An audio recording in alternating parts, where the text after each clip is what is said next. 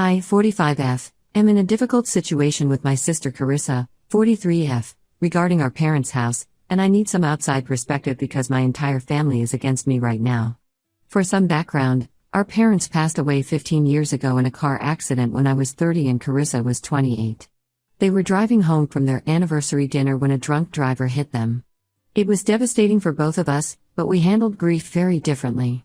Our parents left their house to both of us equally in their will. At that time, Carissa was married to Tom and had just given birth to their first child, Emily. I was single and had just started my career as an accountant at a small firm. The house meant everything to me because our grandfather had built it himself in 1945 after returning from World War II. He spent 5 years building it, and every room has a story. My dad used to tell us how he helped his father as a young boy, carrying bricks and learning carpentry. 4 generations of our family have lived in this house. After our parents passed, Carissa told me she couldn't bear to live in the house because it had too many memories. She wanted to sell it immediately and split the money. I still remember that conversation. She came over one morning about 2 weeks after the funeral and told me she had already contacted a real estate agent. I was shocked because we hadn't even finished sorting through our parents' belongings. I begged her not to sell. I explained how much family history was in this house. The measuring marks on the kitchen door frame showing our heights as we grew up, the secret compartment our grandfather built in the living room fireplace, the apple trees our dad planted when each of us was born, everything about this house tells our family's story. I offered to buy her share, but as a new accountant, I didn't have nearly enough money. I asked her to wait a few years until I could save up, but she refused. Carissa became really aggressive about selling. She threatened to take me to court to force a sale if I didn't agree. She knew I couldn't afford a legal battle on top of everything else. I was still paying off my student loans and had just started my career. To keep the house, I had to take out a massive loan at a horrible interest rate because my credit wasn't great at the time. It was really difficult financially. I had to move back into my old bedroom because I couldn't afford to rent an apartment while paying the mortgage. I took on freelance accounting work on weekends and evenings, barely sleeping some weeks to make all the payments. It took me 10 years to pay off that loan. During that time, I couldn't afford to do much maintenance on the house. The roof started leaking, but I could only patch it temporarily. The old windows let in drafts, but replacing them was too expensive. I lived with a broken water heater for 6 months, taking cold showers while saving up to replace it. But I managed to keep the house, and over the past 5 years, I've slowly been renovating it room by room, trying to preserve as much of the original character as possible while making necessary updates. Last month, Carissa showed up at my door crying. I hadn't seen her in person for almost 2 years, we only really talked at family gatherings and on holidays. She told me that Tom had been cheating on her for the past 5 years with his coworker, and they were getting divorced. She had to move out of their house and wanted to move back into our parents' house with Emily, now 15F. Carissa was a mess, mascara running down her face as she told me how she regretted selling her share of the house. She said she finally understood why I fought so hard to keep it, and that she realized its importance now that she was losing her own home. She begged me to let her move in, saying we could be sisters again and live together like we used to when we were young. She even promised to help with the remaining renovations. I refused. I reminded her that she gave up her right to the house 15 years ago when she forced me to buy her out. She got emotional and said I was being cruel, that she was going through the most difficult time in her life and needed her family. She brought up our parents, saying they would have wanted us to help each other, and that they would be ashamed of me for turning my back on my sister. Emily called me later that night crying about how I was being mean to her mom when she needed help the most. She said she wanted to live in the house where her mom grew up, and that I was selfish for keeping it all to myself. This really hurt because I had tried to maintain a relationship with Emily over the years, sending birthday and Christmas gifts, but Carissa often returned them saying they didn't need anything from me. Since then, Carissa has been telling all our relatives that I'm heartless for not helping her in her time of need. Our Aunt Martha, who practically raised us after our mom went back to work, called me saying I should let bygones be bygones and help my sister. My cousins have been posting on social media about family loyalty and how some people forget where they came from.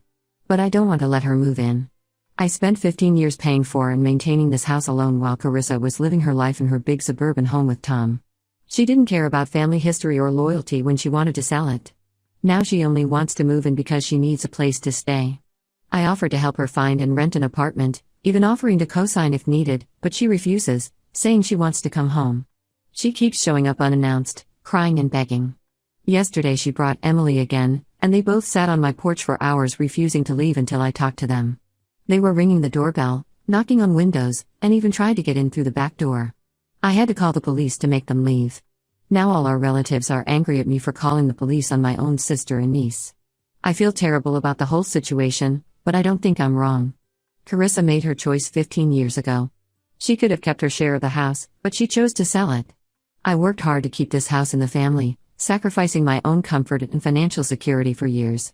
Now she wants to waltz back in when it's convenient for her. Ida? Update 1 first, I want to thank everyone for their support on my original post. The past 2 weeks have been absolute hell, and things have gotten much worse than I could have imagined. After my original post, Carissa completely lost it and escalated her behavior in ways I never thought possible. She started spreading rumors around town that I had actually forged documents 15 years ago to steal her share of the house.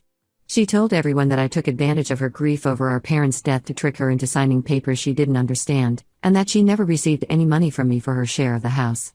I was completely blindsided by these accusations. I immediately contacted Richard, the lawyer who handled the sale 15 years ago. Thankfully, he's still practicing in town and remembered our case well. He said it's hard to forget two sisters fighting over their parents' house right after their tragic death. He still had all the documentation in his archives, including the notarized sale agreement with Carissa's signature, proof of the wire transfer to her account, and even his own detailed notes from our meetings. He remembered how Carissa had been the one pushing for a quick sale and how I had begged for more time to gather funds. I also dug through my old files and found my bank statements from that time showing the loan I took out, with the exact amount matching Carissa's share of the house value. I even found the property assessment report we had done before the sale. I thought having all this proof would clear things up quickly. But before I could show these documents to anyone, Carissa took her lies to the next level. She went to the local newspaper, the Daily Herald, with her story. They ran a front-page article titled "Local Woman Accuses Sister of Stealing Family Home." The article made me sound like some kind of monster who took advantage of my grieving sister and her newborn baby. They even included a picture of Carissa crying in front of our parents' house, which I later found out she took specially for the article. The impact on my life has been devastating. I live in a small town where everyone knows everyone, and my reputation has been completely ruined. People I've known my entire life, who watched me grow up, now look at me like I'm some kind of criminal. The ladies at my church, where I've been going for 20 years, whisper behind my back. I've lost 3 accounting clients who said they couldn't trust someone accused of fraud. I've received dozens of hateful emails and messages from people in town calling me every horrible name you can imagine. Last Tuesday, I woke up to find my car vandalized. Someone had spray painted the word thief across both sides and slashed my tires. The police said they couldn't do anything without evidence of who did it. I had to miss work that day dealing with insurance and getting my car towed to the shop. The repair shop owner, who's known me for years, made me pay upfront because he said he couldn't trust I would pay the bill. I hired a lawyer immediately and sent Carissa a cease and desist letter. My lawyer also contacted the newspaper with all our documentation proving Carissa's allegations were false. They published a small retraction 3 days later on page 6, but honestly, the damage was already done. Nobody seems to care about the truth now that the lies are out there. The worst part in all of this has been Emily's involvement. Carissa apparently showed Emily some edited versions of the old documents, convincing her that I had stolen her mother's inheritance. Emily posted a long rant on social media about how I was a cruel, greedy aunt who never cared about her and had stolen from her mother when she was just a baby. She shared old family photos of us together and wrote about how fake I was all these years, pretending to care by sending gifts while sitting in her stolen house. This hurt more than anything else because I truly love Emily. I have a box in my closet with every drawing and school photo she ever sent me, even though Carissa returned most of my gifts to her. But what really broke my heart was finding out that Carissa had been planning this whole thing for months. My neighbor Linda told me she saw Carissa with a real estate agent back in March, 3 months before she showed up crying at my door. Carissa was walking around the property with the agent, taking pictures and discussing potential renovations. She told the agent she was planning to sell the house soon and wanted to know its current market value. She was so confident she could force me to let her move and that she was already making plans to sell the house again. The situation has gotten even more frightening in the past few days. I installed security cameras after the car incident, and I'm so glad I did. Carissa has shown up at least 5 times after being told to leave. Last night, she actually tried to break in through the kitchen window, screaming that she had as much right to be in the house as I did. The police caught her in the act this time, but they still just warned her and let her go. I'm meeting with my lawyer tomorrow to discuss getting a restraining order. I've started documenting everything, taking photos, saving emails, recording phone calls. My state is one-party consent, and keeping a detailed log of every incident. Even my always neutral cousin Mark called me yesterday to warn me that Carissa has been calling relatives asking for money to sue me for the house. I feel like I'm living in a nightmare, and I can't believe my own sister would do this to me.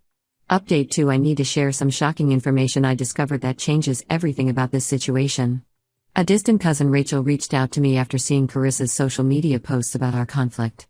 Rachel lives in California and we haven't spoken in years, but she felt she needed to tell me something important about Carissa's financial situation when our parents died.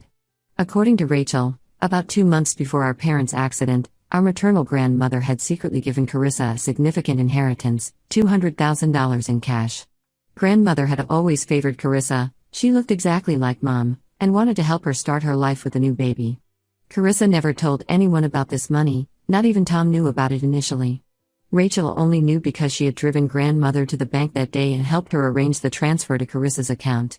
This revelation made me feel physically sick. When Carissa was pressuring me to sell our parents' house, she had $200,000 sitting in her account. She could have easily waited for me to save up money to buy her share, or she could have bought my share outright. Instead, she forced me to take out a predatory loan that took me a decade to pay off, while she had more than enough money to be patient. When I confronted Carissa about this over text, she initially denied everything. But after I told her Rachel had proof of the bank transfer, she broke down and admitted it was true. She said she had used the money to buy a vacation home in Florida with Tom, the same vacation home he got in their divorce settlement.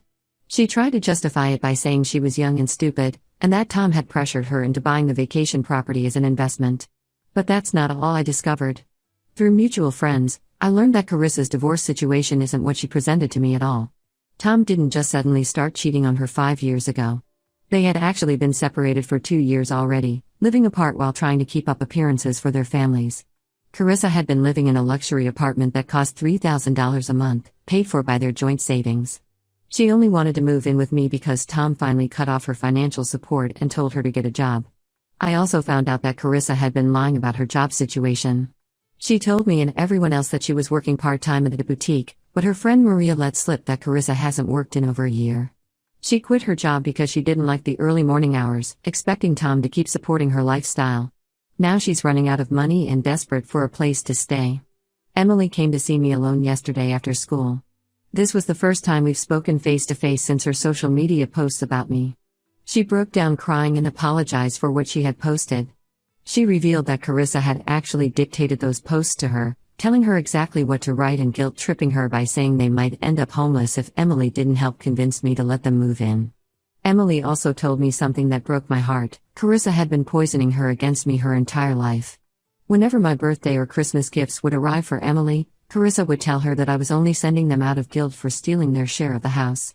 She told Emily that I was living in luxury while they struggled, even though anyone could see that their suburban house was much nicer than mine. Every time Emily asked about visiting me, Carissa would tell her I didn't really want to see her, it was just pretending to be nice. The most shocking part was when Emily showed me her old diary from when she was 10. Carissa had told her that I was the reason her dad was always working so much, because I had somehow stolen money from him too. Emily had written about how much she hated me back then, believing I was the source of all her family's problems. She was in tears showing me this, saying she now realizes how much her mom had manipulated her. I'm still processing all of this information. Finding out about the secret inheritance and Carissa's lies about her divorce makes her recent behavior even more appalling. She's been playing the victim and destroying my reputation in town, all while hiding her own deceptions. I've forwarded all this information to my lawyer, who says it strengthens our case against her for defamation.